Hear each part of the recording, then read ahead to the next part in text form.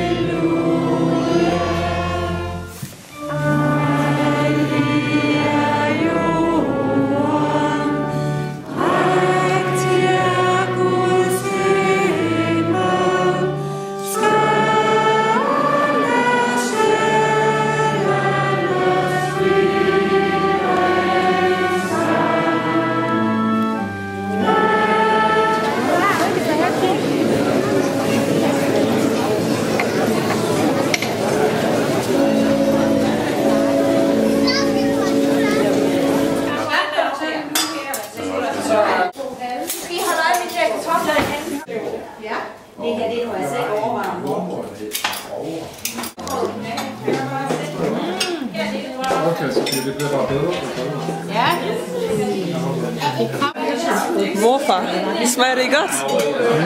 Ja. Det smager godt. Vi skal jo til Japan her på stå på ski. Japan? Ja, sammen med Hans Henrik og et par stykker til. Jeg tror ikke, at han kender Hans Henrik. Men det er altså hans bror. Nej, det er hans bror jo. Nej, du har ikke set ham. Nej. Okay. Der var ikke noget her.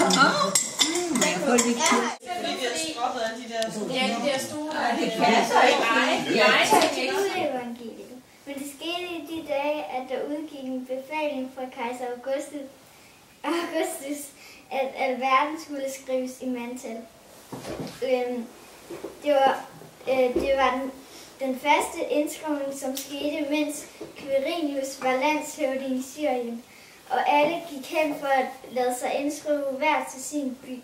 Og fordi Josef var af Davids hus og slægt, drog også han op fra Galilea, fra byen Nazareth til Judæa til Davids by, som hedder Bethlehem, for at lade sig indskrive til lige med Maria, sin trolovede, som var bogstavelig, og det skete, mens de var der.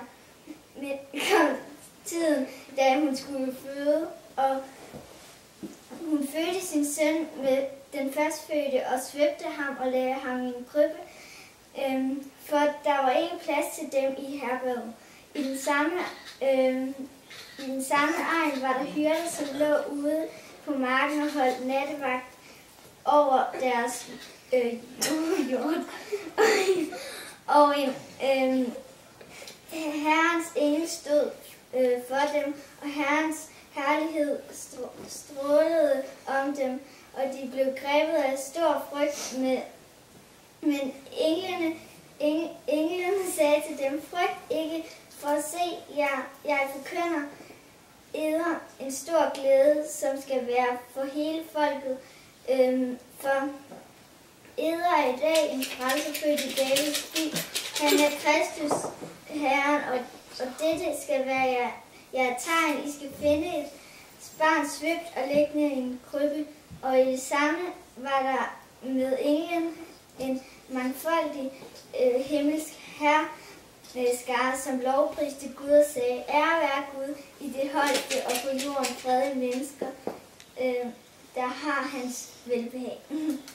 Tak. Ja, men jeg tror ikke,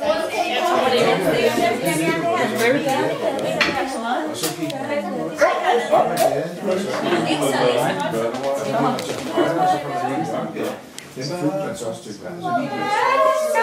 Følge slægters gang.